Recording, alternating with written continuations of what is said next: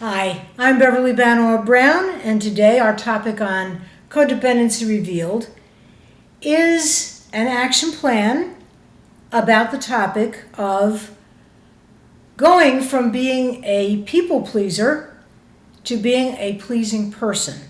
If not 100% of the time, a significantly greater amount of the time of your life. What is a people pleaser versus what is a pleasing person? Let me start out with an explanation about this that I think is a really critically important point. There are many people on this earth who have an unfortunate habit of viewing somebody in their own suspiciousness about people's motives, about people's ways of being. They look upon people who are benevolently intended, who are loving, who are really looking for what is beautiful, what is working, what is attractive about other people. Somebody who really genuinely from their heart enjoys being able to give a sincere compliment. They sometimes think that not only the compliment is a sign of weakness, is a sign of trying to ingratiate yourself into somebody's heart, they also look upon people who just genuinely enjoy being supportive and helpful as weakness. In other words, they mistake kindness, loving kindness, compassion, generosity of spirit for weakness. They view it as some sort of sign that you can be stepped upon like a doormat, walked all over and taken advantage of. And very often, this is far from the truth. Because people who are what I call pleasing persons or pleasing people are comfortable within their own skin sufficiently that they can afford to easily be generous in their approach to other people. They don't feel a need to build themselves up by tearing somebody else down. They've learned that not only does water seek its own level and like attract like, by helping other people to recognize their own strength, their own inherent value and dignity, it's good for everybody, including the giver of the loving kindness, because the loving kindness comes through each of us first when we are channels for it. A pleasing person knows their core values. They have something they stand for emotionally, philosophically, spiritually. They know who they are, and they basically give themselves a certain amount of self-acceptance and self-approval. And very often they've been through a process of letting go of layers and layers of guilt, of shame, of unhappiness, of regret perhaps, and they've moved on. Pleasing people are free to be loving, to be caring, and to be very kind. And it's not something that has to be thought about or has any ulterior motive behind it. It's just a way of being. It makes them happy to make others happy, and that's what they do. When they're asked to do something that doesn't feel right to them, or makes them feel they're overextending, or depleting the well of their abundant good and their rest and their ability to renew, they can say no. They don't have to explain endlessly all the reasons why they can't go to the concert with you next week, or they're not buying the ticket to the fundraiser right now, or any number of other things that many other people pleasers for example, have an enormous difficulty in holding the boundaries on, because very often the people pleaser is unclear what the boundaries of civil normal behavior actually are.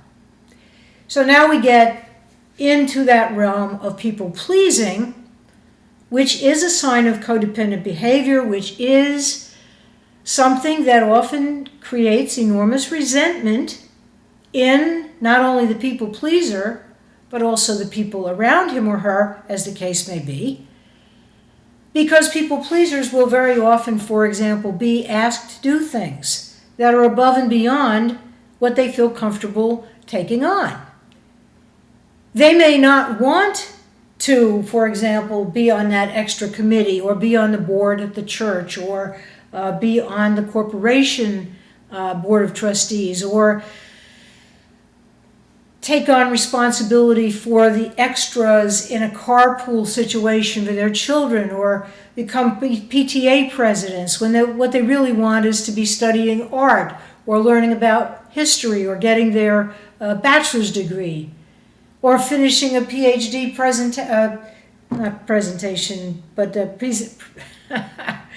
whatever it is that you have to do to get the PhD. I can't think of the word right now. Please forgive me. That's the point, though, isn't it?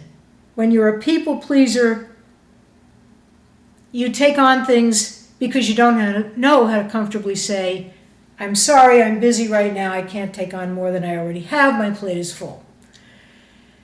And so they waffle, and they say, well, you know what, I'll think about it, let me see what else is going on, let me see, I might be able to, I might not be able to. They scramble, and it's hard to get a definite answer, or they say yes to you when they really want to say no, and then they're feeling burdened, and they're feeling a sense of obligation and responsibility, and resentment builds and builds and builds, and finally, very many times, a people pleaser will go for this kind of behavior for years, and suddenly one day you'll say something to them, something innocent, something what you feel is innocuous, and they'll blow up. They'll lose their temper. They'll have really an explosion of energy because there's all this pent-up resentment about all the times they said yes when they wanted to say no. And if they said no, there's so much guilt and shame engendered that they do this internalized, terrible dialogue internally that tends to put themselves down. And then they wind up wishing they'd say yes in the first place because then they wouldn't have to put themselves through all this heartache and pain, sorrow and regret. Do you hear how complex this is? Where even the simplest question, even the simplest favor asked can turn into the obligatory feeling of I have to because if I don't, you won't like me. You'll reject me. You'll think I'm irresponsible. You'll think I'm being selfish. To a people pleaser who has been taught almost from day one in most cases that their needs are irrelevant, that their preferences are not important, that they don't really count, so why would anybody want to listen to them in the first place? And if they really want to have any sort of sense of belonging in a community, in a family, in a friendship, in a business, they'd better toe the mark. They'd better always go the extra mile. And if nobody else has been singled out to do an extra bunch of things in an office situation or in a corporation, and they may resent the hell out of the situation, but they often will say yes with a huge smile on their face. And inside, their guts are being turned upside down. Their shoulders are like knotted ropes, almost hard as stone. Their blood pressure may be going up.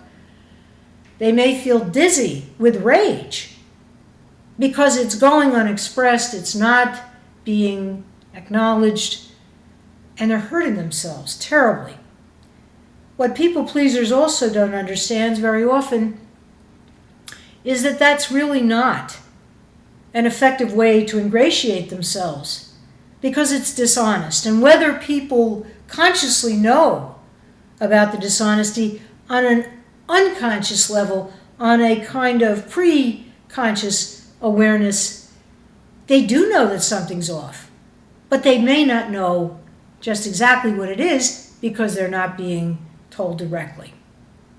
People-pleasing involves ingratiating oneself in a way that is just too saccharine sweet, is too solicitous, and is really out of balance. It's out of balance in the person's life, and it's often very much out of balance in the people's lives who they're operating with. And very often it's a fine line. And very often many wonderful people struggle with this because of codependency, which often shows up with other symptomatology as well. But this is definitely a symptom. Do you say yes when you want to say no thank you? Do you have a knee-jerk response whenever anybody's in trouble that you think you have to go to the rescue? Charge in on your white stallion and be the hero or the heroine, as the case may be. Do you think that when you're out with people in a social situation, you always have to treat them? You always have to flip out your credit card and never let them pay? Because God forbid they should give to you, or you should just each pay for yourselves and take responsibility for your own financial obligations. Do you feel that you do not have the right to say, I'll get back to you when I check my calendar because somebody is asking you to do something? Go to a movie, go to a play, buy a ticket, any number of things. These are all signs and symptoms that really I hope you will pay attention to, because the pleasing person has learned the difference and gives compliments just as often perhaps, but from a place of true appreciation of the other person, of the situation, is more gratitude-based. And there's an ease about a person when they're truly pleasing, because it pleases themselves first to be able to share joy with others.